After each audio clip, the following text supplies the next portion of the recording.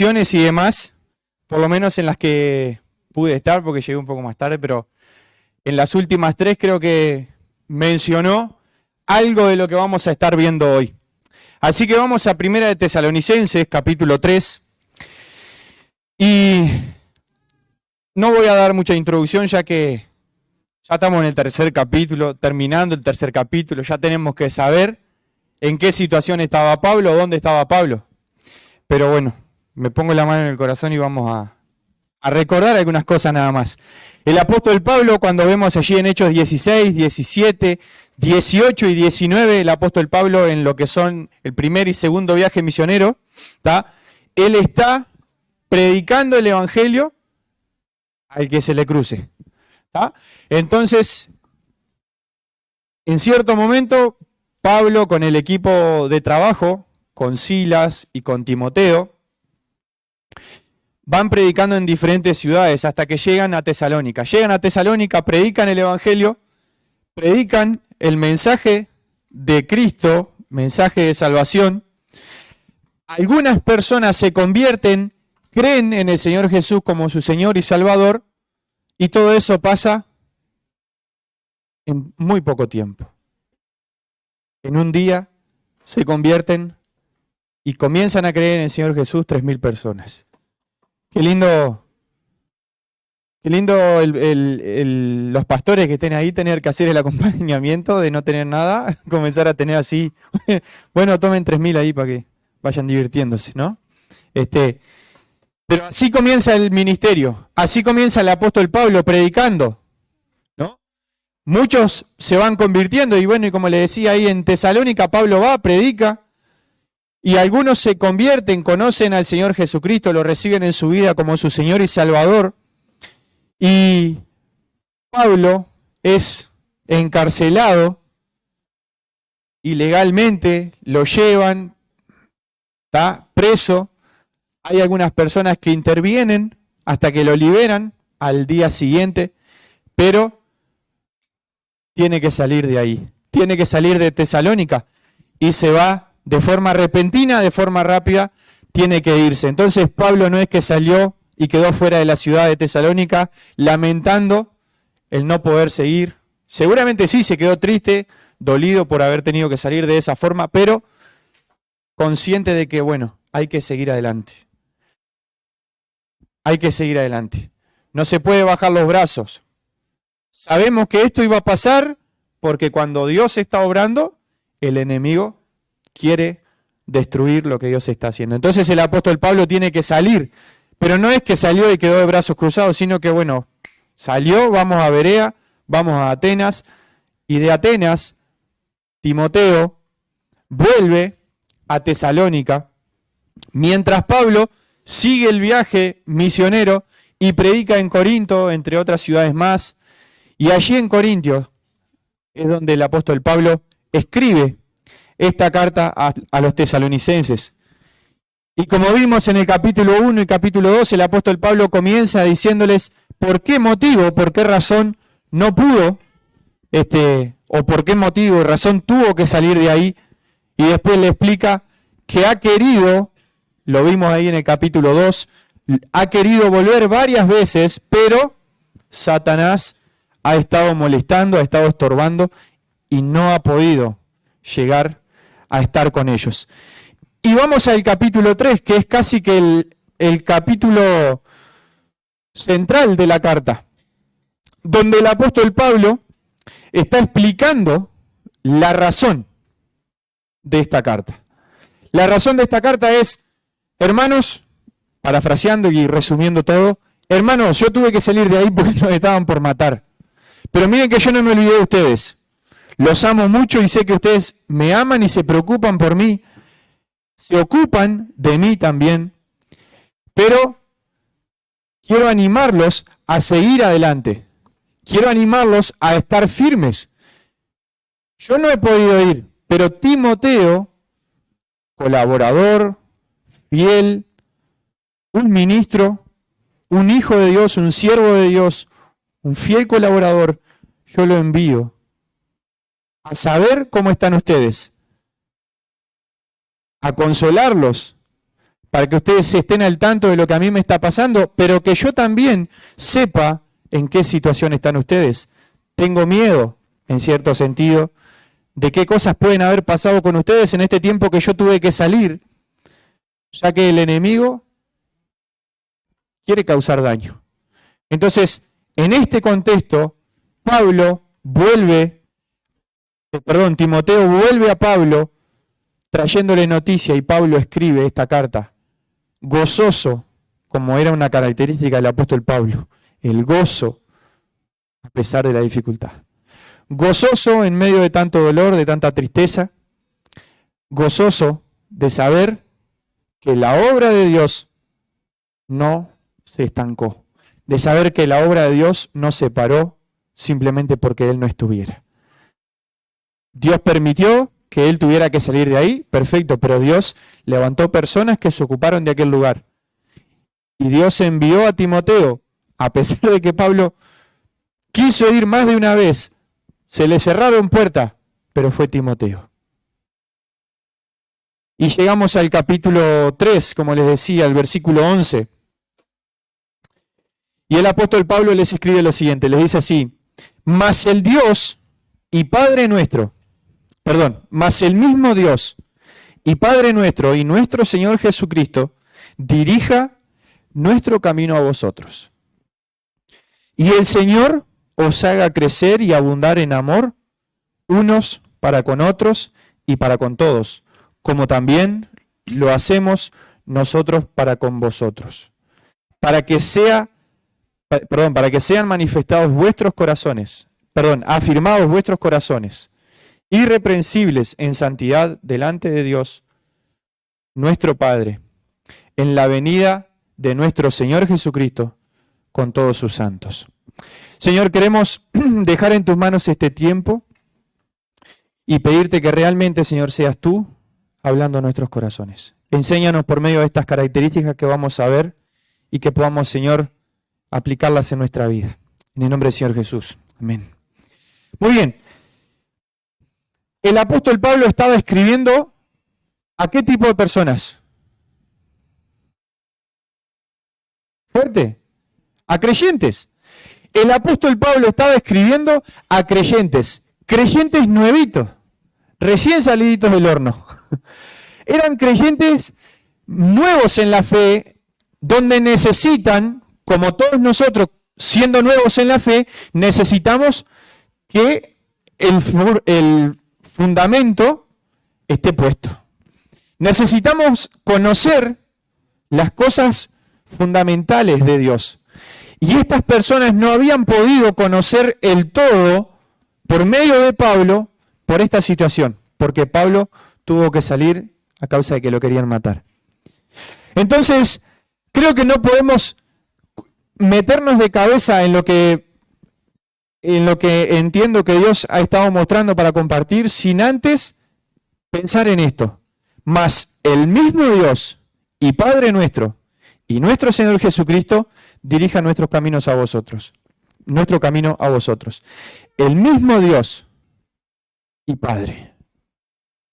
No podemos seguir adelante si nosotros, tú y yo, no tenemos el mismo Dios y el mismo Padre. Si tú y yo, si tu Padre no es el mismo que el mío, si mi Padre no es el mismo que el tuyo, nos encontramos frente a un gran problema. ¿Se entiende? Entonces, el mismo Dios, mi Dios, tu Dios, que a su vez es nuestro Padre, a Él yo le pido que dirijan nuestro camino a vosotros. Entonces tenemos que empezar de la base de lo obvio, y a veces lo obvio no es tan obvio. Mi Dios es Jehová, Dios de los ejércitos, el creador de los cielos y la tierra, el que siendo Dios envió a su Hijo Jesucristo en forma de hombre para que muera en la cruz y cargue el peso de mi pecado, la condenación de mi pecado, para que yo no tenga que morir y darme vida eterna. Si ese es tu Dios, si tú has creído en ese Dios como tu Señor y Salvador, si tú le has aceptado, como dice allí en Juan 1, 10 y 11, Él vino a ti y si tú le has recibido, Dios te regala la posibilidad de ser llamado hijo de Dios. Entonces, si has aceptado el sacrificio de Cristo, si has creído en Él como tu Señor y Salvador, entonces sí, podemos decir, el mismo Dios y el mismo Padre, queremos que esa persona haga lo otro que vamos a ver ahora. Y el primer punto que tenemos que tener en cuenta es, si vemos estos dos versículos, yo los voy a invitar a verlo como la oración de Pablo al finalizar el capítulo 3. Lo que está diciendo es, el mismo Dios y Padre y nuestro Señor Jesucristo dirija nuestro camino a vosotros. Y pedí a propósito esa canción, Dios es mi conductor, Él dirige mi vida, todas las situaciones dependen de Él. Aunque ande en sombra cerca de la muerte, qué bueno es que yo pueda decir que Dios es mi conductor. Y ahora vamos a seguir viendo un poco más, pero vamos a ver cómo este Dios que es mi conductor me salvó, tuvo la iniciativa de venir a buscar y a salvar lo que estaba perdido, de venir a buscar y a salvarte a ti y a mí. Y no solo eso, sino que nos dejó un camino, nos dejó la verdad y en Él tenemos la vida. Eso es lo que nos dice Juan 14:6. Jesús es el camino, es la verdad y es la vida. No hay otra forma que podamos llegar al Padre. No hay otra forma. Entonces, empezamos a hacernos algunas preguntas. Está fantástico, pero ¿y qué pasa cuando no sé el camino por donde Dios quiere que yo ande? Yo capaz que le puedo preguntar a cada uno de ustedes, ¿cada uno de nosotros sabemos lo que Dios quiere que estemos haciendo? ¿Tú sabes, mi hermano y mi hermana, qué es lo que Dios quiere que tú hagas? ¿Tú sabes cuál es el camino que Dios quiere que tú estés caminando? Porque tenemos que empezar por ahí. Si yo no sé qué es lo que Dios quiere que yo haga, voy a andar llevado de un lado para el otro. Voy a andar llevado de un lado para el otro. Diferente es cuando yo sé por dónde Dios quiere que yo ande y sé cuál es la meta. Entonces yo voy a caminar con mis ojos puestos en la meta. Y voy a tratar de andar en ese camino sin desviarme. Y esto tiene que ver con propósito. El propósito de Dios, propósito general, es que todos procedan al arrepentimiento. Es que todos conozcan a Dios. Es que tú y yo conozcamos a Dios. Bien, ya lo conocemos y ahora, perfecto. Ahora lo que Dios te pide es, sé santo, porque yo soy santo. Lo que Dios me pide a mí, José Álvarez, José, tienes que ser santo. Por varias razones. Una es porque sin santidad, el pecado y Dios no comparten el mismo lugar. Si hay pecado en tu vida, quiere decir que estás lejos de Dios. Y déjenme aclarar esto. No estoy hablando del pecado en nuestra vida, de cuando fallamos y pecamos muchas veces por ignorancia. Estoy hablando del pecado cuando nosotros vivimos en el pecado, disfrutando del pecado. Estamos lejos de Dios. Porque yo me paro acá y tal vez soy el más pecador de todos. Y me equivoco, erro al blanco, como dice el apóstol Pablo. No estoy haciendo referencia a eso, estoy haciendo referencia a aquella persona que disfruta. No solo cayó, sino que se puso a nadar en el pecado. Cuando estamos viviendo de esa forma, estamos lejos de Dios. Estamos lejos de Dios. Pero tranquilo. O sea, no tranquilo mientras está disfrutando el pecado, no, pero tranquilo porque hay una solución y es Dios. ¿Tá? No es que no hay más solución para mí. Hay solución. Dios sigue buscando y Dios sigue dando segundas y terceras y todas las oportunidades que Él quiera. Solo falta que yo diga, en la casa de mi padre hay esto, esto y esto. Que yo pueda volver a casa, así como el hijo pródigo. Pero lo primero que, como les decía, es esto, ¿no? Que Dios dirija nuestra vida. Tenemos que ser guiados por Él. ¿En qué consiste esto de ser guiados por Dios? Porque claro, es muy fácil venir y decir, no, tenemos que ser guiados por Dios, tenemos que hacer lo que Dios nos dice. Fantástico. ¿Yo sé lo que Dios dice? ¿Sabemos lo que Dios dice? ¿Sí o no? ¿Sí o no? Si alguno dice que no, le presento la Biblia acá. Porque sabemos lo que Dios dice, sabemos cuál es qué es lo que Dios quiere. A veces preguntamos y decimos, pero yo no sé cuál es la voluntad de Dios. La voluntad de Dios es vuestra santificación. La voluntad de Dios es vuestra santificación. ¿Saben que cuando nosotros estamos caminando en santidad, estamos caminando cerca de Dios, entonces Dios nos revela, nos muestra, nos habla, sin tener que gritarnos, José, anda por acá. No precisa andar a los gritos, ¡ey! Échame acá de nuevo. Simplemente Dios nos dice, por acá, por allá. El tema es que muchas veces decimos, Señor, sé tú mi conductor, sé tú el guía. Cuando empezamos a andar, para, déjame que yo doblo por acá. ¿No? Entonces, ese es el problema. Que le decimos, Señor, toma el control. Cuando Dios toma el control y la cosa empieza a andar, decimos, me toca a mí. Bueno, decídete. O tú o yo. Dirige. ¿Saben que pensaba en esto y pensaba en el ejemplo de David? David es un hombre conforme al corazón de Dios. Dios lo dijo. Y uno dice, pero David hizo esto, hizo lo otro, no importa lo que hizo. Aprendamos de los errores de él para no cometerlos y que busquemos ser un hombre, una mujer conforme al corazón de Dios. Ahora, ¿cuál es el misterio del ser conforme al corazón de Dios? ¿Saben cuál es el misterio? No hay misterio. Lo único que Dios quiere es una persona, un corazón, que cuando peca, vuelve a Él. Ese es el corazón conforme a Dios. Caí, pequé, vuelve a casa. Caí, pequé, me duele el pecado. Fantástico, porque el pecado me tiene que doler. Pero porque haya pecado no tengo que estar todo el tiempo metiendo el dedo en la llaga. Porque esa herida el Señor ya la sanó, ya la curó.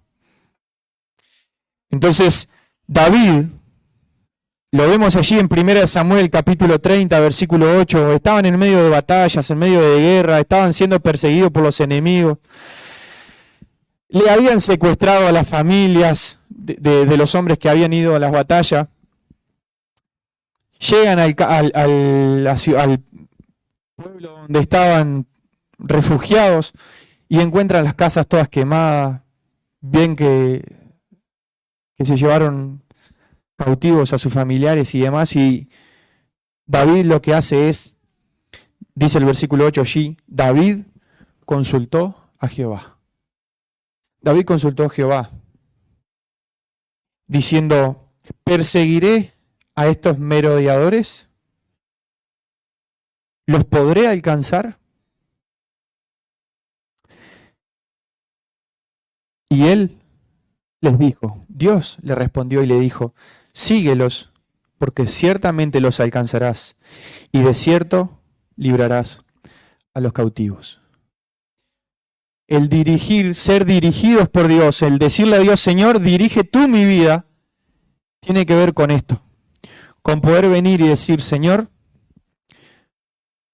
¿por dónde quieres que vaya? Tiene que ver con consultar a Dios antes de dar un paso y decirle, Señor, ¿era por acá? Consultar a Dios en todas las decisiones que nosotros tenemos que tomar en nuestra vida. En todas. No voy a poner ejemplo simplemente para no chocar, pero en todas las situaciones tenemos que preguntarle a Dios. Consultar a Dios. Señor, ¿hago esto? ¿Hago aquello otro? ¿Tomo esta decisión? Consultar a Dios.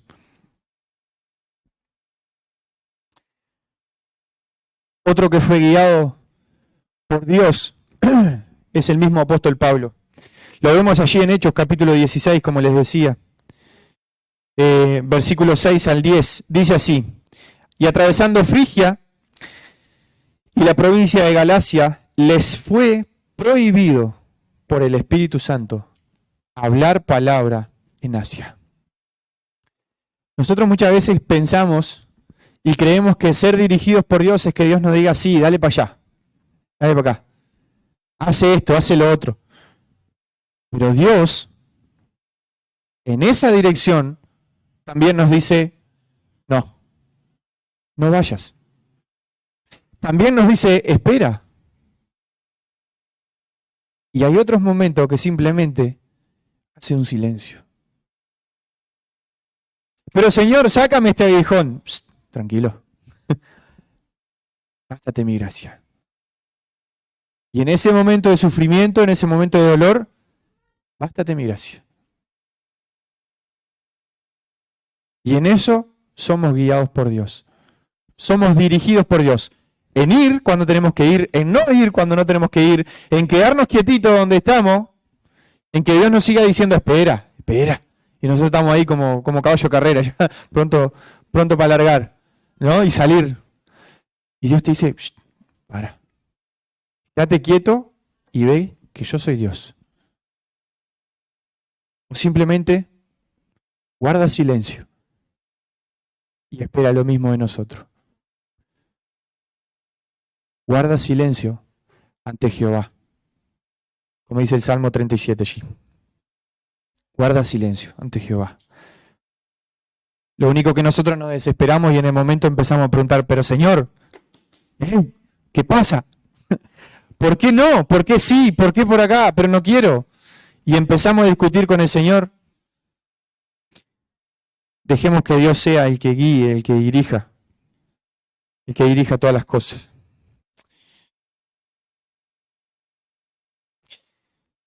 O si vamos al Salmo 77, versículo 19, 18 también, 19. La típica frase, no, Dios hace sendas, hace caminos donde no hay. Cuando vemos que hay unas piedras gigantescas, el Señor las parte al medio o simplemente las corre el camino. Pero Dios hace sendas, abre caminos donde no hay. Dios abre caminos donde no hay. Necesitamos la guía de Dios. Es verdad que no siempre el camino está claro, o parece que no está claro para nosotros. Hay momentos donde es necesario dar un paso adelante y después tener la respuesta de Dios. Y capaz que suena medio raro esto, pero hay veces que la misma respuesta de Dios es simplemente que demos el paso adelante porque ya sabemos lo que tenemos que hacer.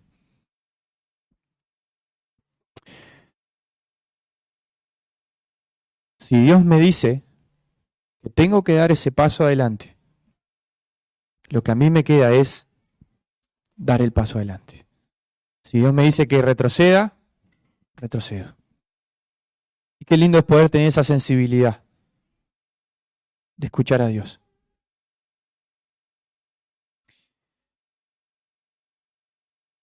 Eso fue lo que le pasó allí al pueblo. En Éxodo 14, versículos 21 y 22, el mar no se abrió hasta que ¿qué? Hasta que tocó el agua. El mar no se abrió hasta que no dieron el paso de fe. ¿Por qué? Porque Dios le dijo, sigue adelante. No le dijo, corre por el costado y rodea todo el mar. No le dijo eso. Sigue adelante. Pero Señor, hay tremendo mar, no puedo pasar. Y atrás mío vienen los enemigos y me están persiguiendo y me van a agarrar. Y no hay salida. Y miro para el costado y hay enemigos. Y miro para el otro lado y hay más enemigos. Y Dios simplemente te dice, sigue. Sigue adelante. Pero Señor, tengo el mar. Sigue. Cuando dieron ese paso de fe, cuando decidieron creerle a Dios, Dios hizo el milagro. Dios abrió el mar. Y pueden leer en sus Biblias. El pueblo pasó por aquel camino en seco. En seco. Ninguno se perdió. Cruzaron hasta el otro lado. Y los egipcios los llevó la corriente. Muchas veces en nuestra vida es necesario dar el paso adelante. Si Dios te está diciendo, anda adelante, hay que ir adelante. Si estás seguro que este es el tiempo que Dios te está diciendo que vayas adelante también, ¿no? Ese era el momento para ir adelante. Tú y Dios, tu intimidad con Dios yo no la puedo conocer. Pero si Dios te está diciendo en la situación en la que estás que sigas adelante, hermano, sigue adelante, porque vas a ver el milagro de Dios. Si es lo que Dios te está diciendo que sigas, sigue, porque Él no miente. Puede haber momentos donde solamente por fe andamos por el simple hecho de obedecer a Dios, como les decía recién. Parecía una locura cuando a uno de estos patriarcas le dicen, deja tu tierra y tu parentela y anda a la tierra que te voy a mostrar. Génesis 12:12. Deja tu tierra y anda. Pero Señor, ¿a dónde? Anda que yo te la voy a mostrar. Muchas veces tal vez no vemos el lugar o lo que Dios quiere hacer. Solo podemos seguir adelante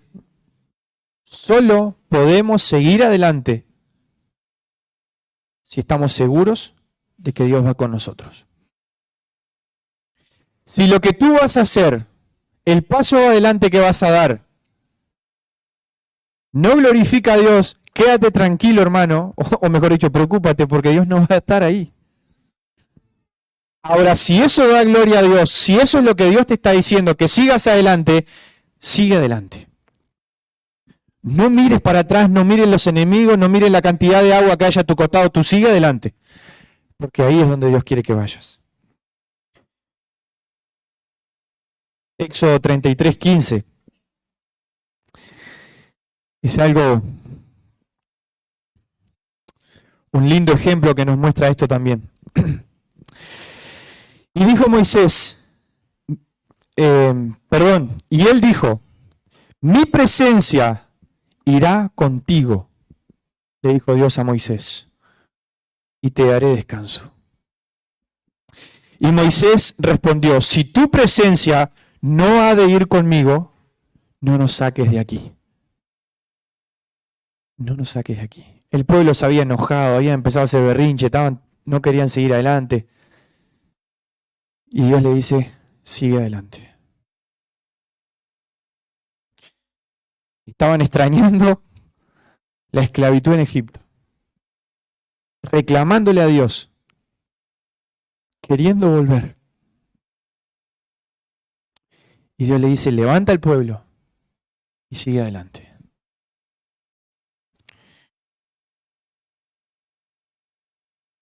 Y creo que tenemos que tener la misma actitud de Moisés. Señor, si tú no vas conmigo,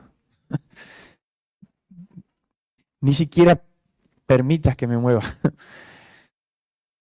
No nos saques de aquí. Cuando Dios llama, Dios cumple. Cuando Dios nos está llamando y nos está diciendo que hagamos algo, Dios cumple.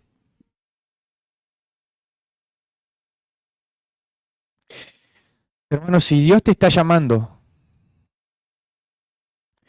y estás seguro de que Dios te está llamando, que no es un deseo tuyo, que está bien tener un buen deseo de servir a Dios de otra forma, de comprometernos de otra forma, está bien, es lícito. Pero si no es Dios el que te está llamando a un ministerio, a una tarea, a un servicio, más vale esperar un poco más. Ahora, si Dios te está llamando, si es Dios que está golpeando, si es Dios que está inquietando, podemos estar seguros y tranquilos de que Dios va con nosotros. Porque Dios no nos deja. Deuteronomio 31:8 nos muestra eso. Estaba Moisés allí, en lo último que le quedaba, en los últimos suspiros. Estaban al borde de la tierra prometida. Estaba pasándole el manto a Josué.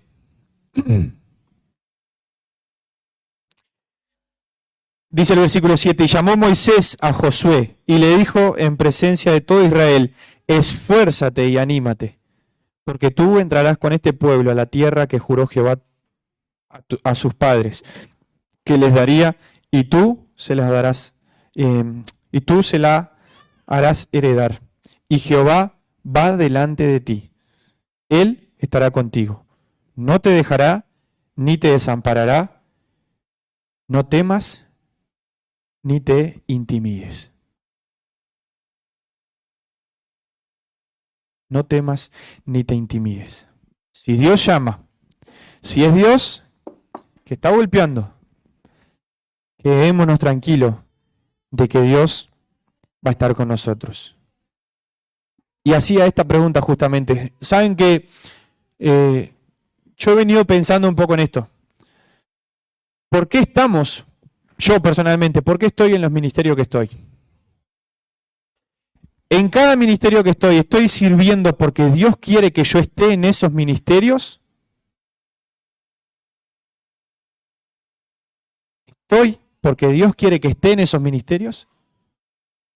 ¿Dios me está llamando, me está inquietando a estar en esos ministerios? ¿O es simplemente cosa mía? Creo que tenemos que estar en los ministerios donde Dios nos sacude a estar.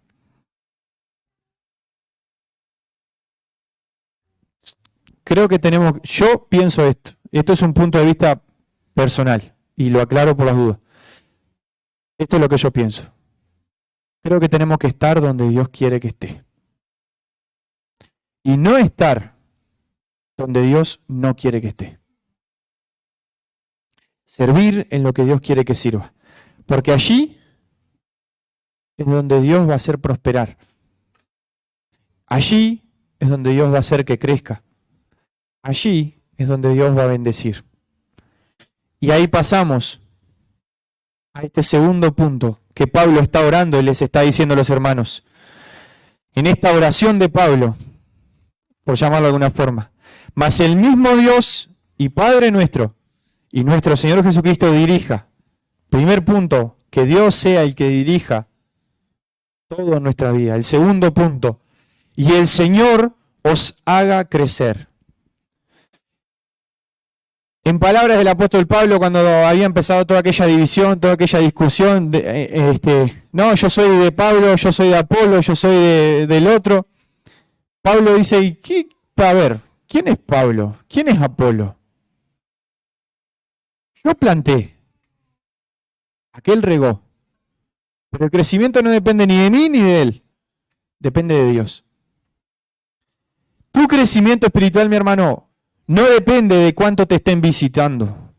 Tu crecimiento espiritual no depende de si te van a visitar los pastores o si no te van a visitar los pastores.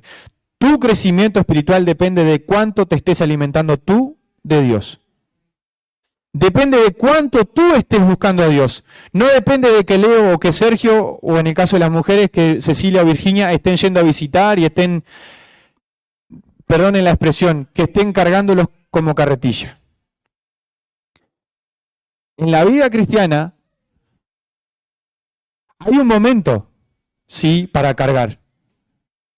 Como el apóstol Pablo decía, le doy leche porque todavía no pueden comer lo sólido, gracias. Les doy leche porque todavía no tienen la capacidad de poder masticar y deglutir y nutrirse. Pero cuando llegue ese momento, yo tengo que hacerme a un lado, entre comillas, para que ustedes empiecen a cocinarse, a prepararse su propia comida.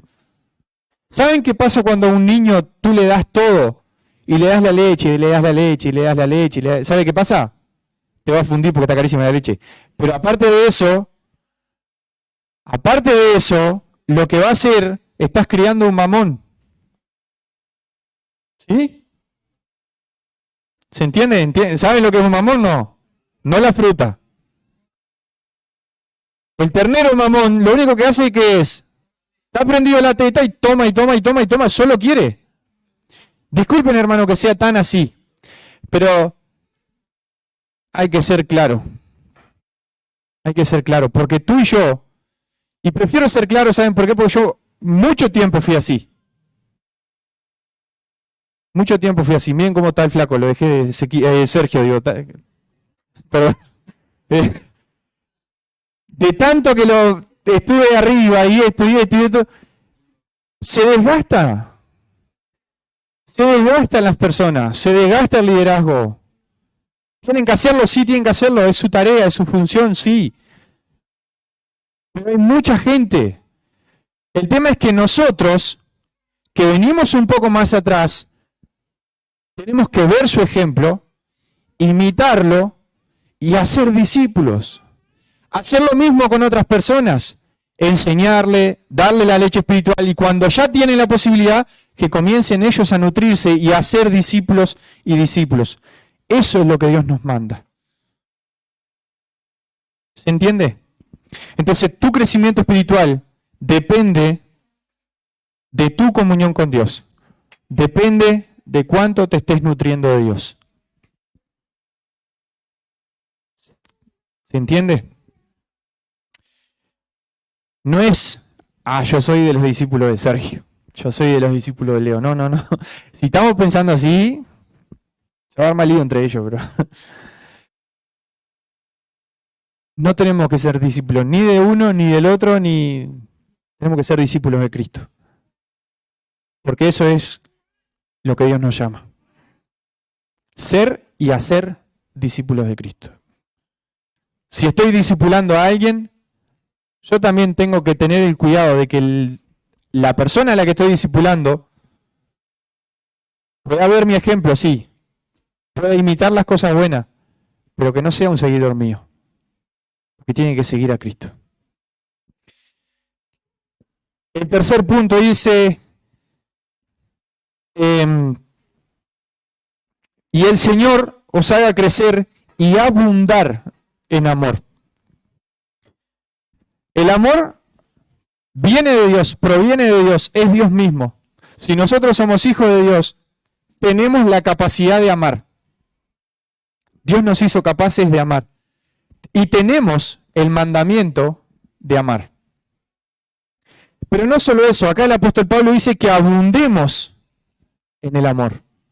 O sea, no es simplemente el amor de, yo veo a Luis, lo veo el domingo, voy, le doy un abrazo, Luis, cuánto te quiero, estuve orando por ti esta semana. Mentira.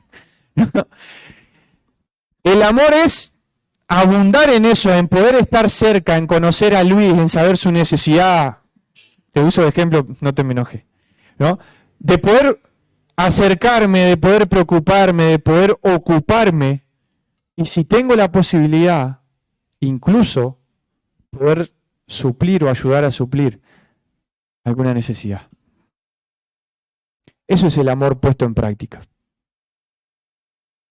Y eso es lo que el apóstol Pablo está diciendo. Pero ese amor tiene algunas características que la vamos a ver y se tiene que aplicar en dos cosas. Una es que se amen entre ellos, entre la iglesia, entre los tesalonicenses, que se amen entre ellos, pero también con los de afuera. Verán cómo se aman y sabrán que son mis discípulos. Entonces, el amor, el abundar en amor o el tipo de amor que tenemos que tener nosotros tiene que tener esta característica, tiene que ser imparcial. Tiene que ser un amor imparcial. Ah, no, pero a Zulma la amo más porque, no sé, yo qué sé, porque es rubia, no sé, por decir algo. ¿No? No tiene que ver con eso. Yo tengo que ser imparcial. No es que, porque lo amo más porque, total, nos sentamos a comer asado todos los domingos. ¿Qué va a estar comiendo asado? ¿No? Entonces, imparcial. Tiene que ser imparcial. Eso es lo que nos enseña allí en Deuteronomio 10:19. El amor, este tipo de amor, no puede ser egoísta. Tiene que ser generoso. Es lo que el Señor Jesús nos enseña allí en Mateo 22, versículo 39. Es un amor, el tipo de amor es una prueba de que nosotros somos discípulos de Cristo, como les dije recién. Verán cómo se aman y conocerán a Dios. Ahí nos dice Juan 13:35. El modelo, o mejor dicho, este tipo de amor es un modelo de Cristo. El Señor Jesucristo mismo nos deja ejemplo de cómo amar. Y eso lo ven allí en Juan 15:12. El amor tiene que ser sincero. El amor entre nosotros tiene que ser sincero y afuera también. No es que nos vemos y le doy un beso a Paulinho porque está ahí. Pero si lo veo en la calle, no sé, cruzo para la otra vereda. Tiene que ser sincero. Tiene que ser verdadero.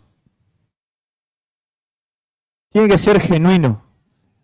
Es lo que nos enseña allí Romanos capítulo 12, versículo 9. Pero además, por si fuera poco, tiene que ser un amor ferviente. Es el ejemplo del apóstol Pablo. Tengo unas ganas tremendas de ir a verlo, pero no puedo. Quiero estar con ustedes, pero no puedo. He sido impedido muchas veces. No es porque no quiera. Estoy deseando verlos. Un amor ferviente. Que deseamos vernos, deseamos pasar tiempo juntos. Allí nos deja el ejemplo en 1 de Pedro 1:22 y 1 de Juan 4:7. El cuarto punto que tenemos que tener en cuenta es, allí como dice el versículo 12, y el Señor os haga crecer y abundar en amor unos para con otros y para con todos, como también lo hacemos nosotros para con vosotros. El apóstol Pablo deja un ejemplo. Deja muchos ejemplos. Creo que su vida es ejemplo. Básicamente el apóstol Pablo estaría orando y estaría diciendo, Señor, sé que nuestro trabajo no ha sido en vano. Que ellos puedan ver la forma en que los amamos y que ellos imiten eso. Parafraseando un poco.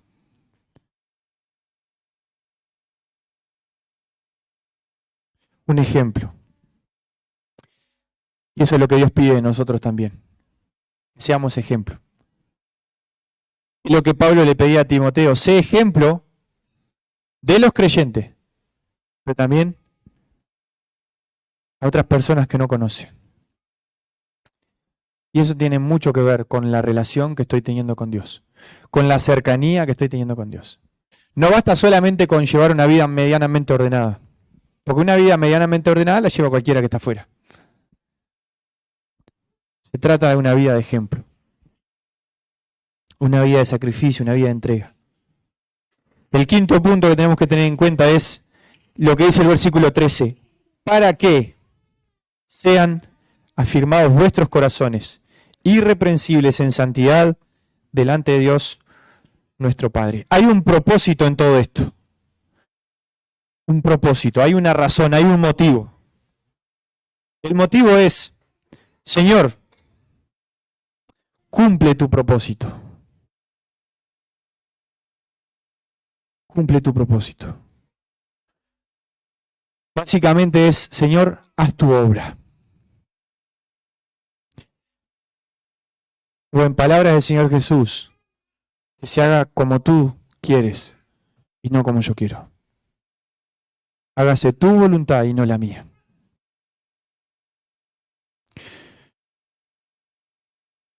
El propósito, como les decía, podemos ver 3 propósitos acá que tiene esto. Que sean firmes, que estén firmes. ¿Firmes en qué? En todo esto que venimos hablando. Firmes en el amor, firmes en la comunión unos con otros, firmes en seguir adelante, firmes en su relación con Dios, firmes en seguir compartiendo el mensaje de Cristo.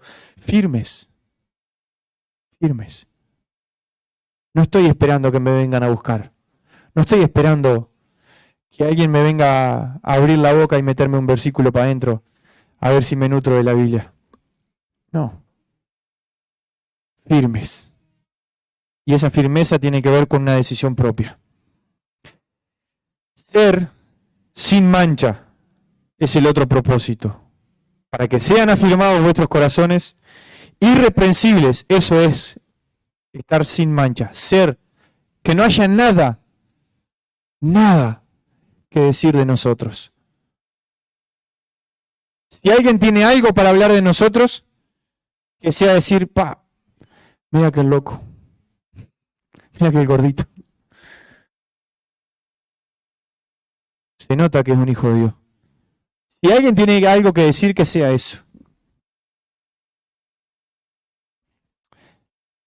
Y creo que muchos o todos nosotros tenemos mucho para corregir.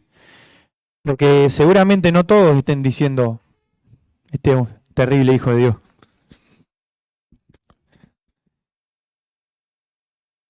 Y lo otro es irreprensibles en santidad delante de Dios, nuestro Padre.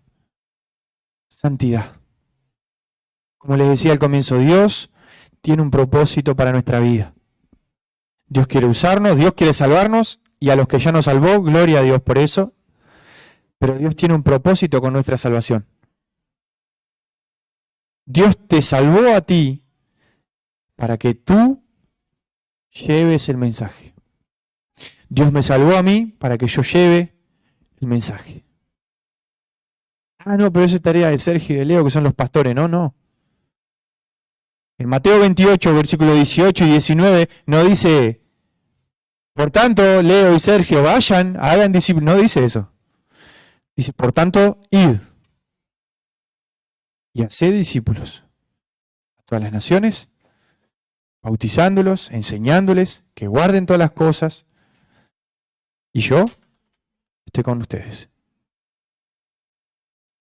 Entonces Dios te dice a ti y me dice a mí, anda, cumple la tarea, cumple el propósito. Da ese paso adelante y vas a ver el milagro. No el milagro tuyo, pero el milagro que yo voy a hacer por medio de ti. Santos. Y eso es lo que Dios nos está llamando. Vidas de santidad. Que dejemos de vivir un poco en el mundo y otro poco en Dios.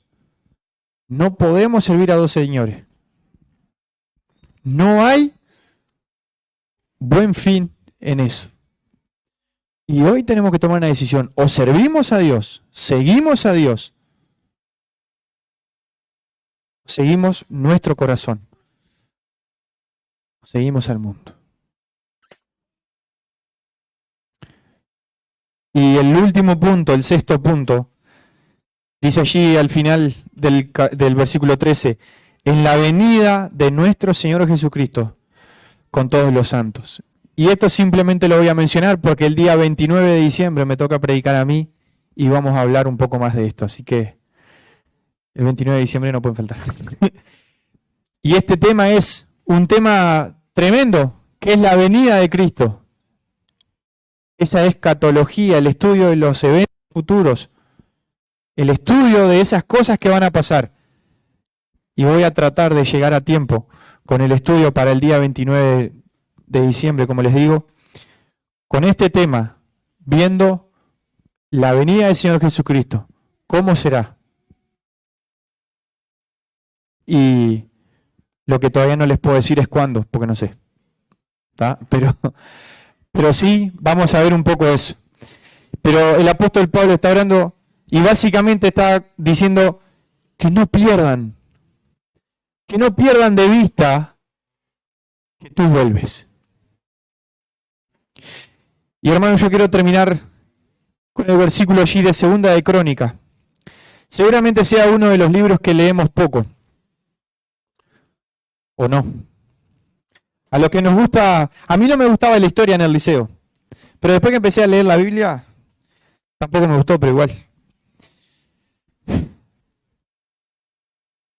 Es una historia diferente. Eso, es una historia que atrapa.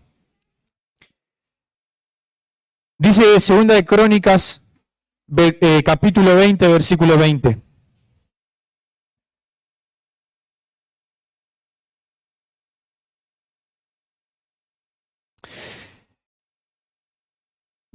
Estaba Josafat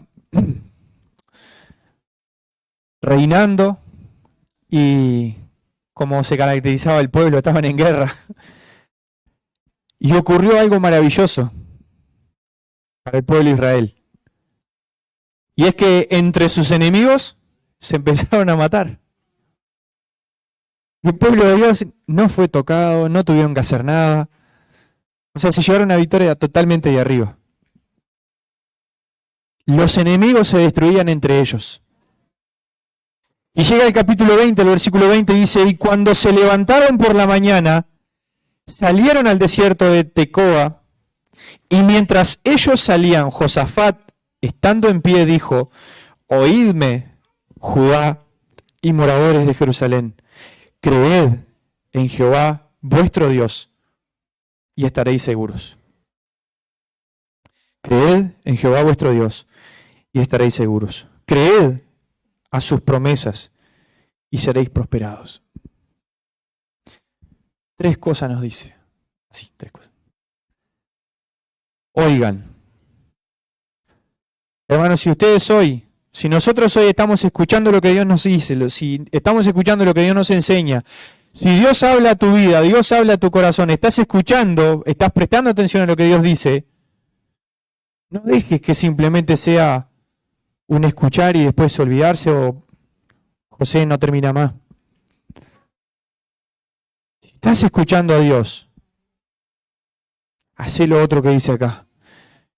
Oídme, Judá, oídme, fulano, y pone tu nombre. Cree en Jehová, nuestro Dios.